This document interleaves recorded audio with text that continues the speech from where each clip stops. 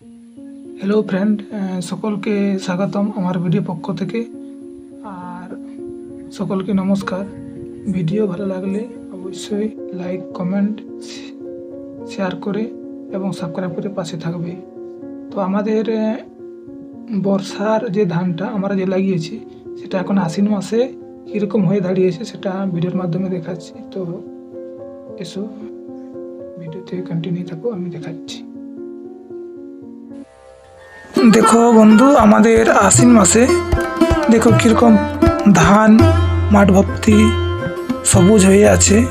तो एगुलो हमारे आषाढ़ मासे जो धानगुलो लागिएछिलो सेगुलो एखन आश्विन मासे देखो आश्विन मासे किरकम माने माठ भर्ती धान होयेछे।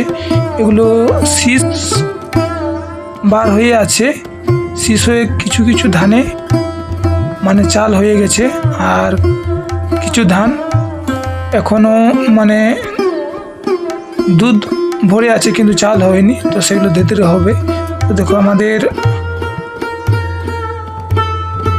खेतगुलोते किरकम धान सबुज हये आछे एबं धानेर पाशे एटा आमादेर छोटो एकटा पुकुर, शालुक फुल हयेछे, अनेक शालुक फुल हयेछे। गत बछर तो छिलो ना, एई बछर अनेक शालुक फुल हयेछे, कत सुंदर देखाচ্ছে পুকুরটা।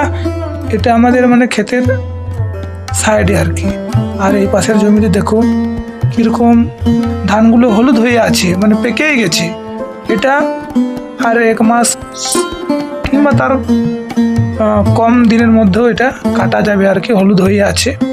দেখো কত সুন্দর শীষ হয়েছে ধানের। এগুলোতে দেখো কিরকম শীষ আর কি, বড় বড় শীষ হয়েছে, কি সুন্দর দেখাচ্ছে ধানটা, অনেক সুন্দর ধান হয়েছে। যে জমিতে গত বছর ধান হয়নি সেই জমিতে এই বছর অনেক ধান হয়েছে। এই বছর ভালো বর্ষা হয়েছে আমাদের এখানে। তো দেখো কি সুন্দর ধান দেখাচ্ছে, সারা জমি সবুজ এবং হলদে হয়ে আছে শীষগুলো, অনেক সুন্দর লাগছে। তো আমাদের গ্রামের পরিবেশ দেখো কিরকম, সারা মাঠ ভর্তি ধান সবুজ হলুদ হয়ে আছে, খুব ভালো লাগছে। যারা টাউনে থাকো তারা হয়তো এমনি পরিবেশ দেখোনি, কিন্তু আমাদের পল্লী গ্রামের যে জমি যে ধান দেখে অনেক সুন্দর লাগে। সোনার মাটি আমাদের, এটাতে আমাদের পেট পিট চলে। এই জমি চাষ হয় আলু সর্ষে ধান গম থেকে শুরু করে ইত্যাদি ইত্যাদি। দারুণ লাগে আমাদের পল্লী গ্রাম, গাছপাত এবং পাশে বাড়ি গ্রাম।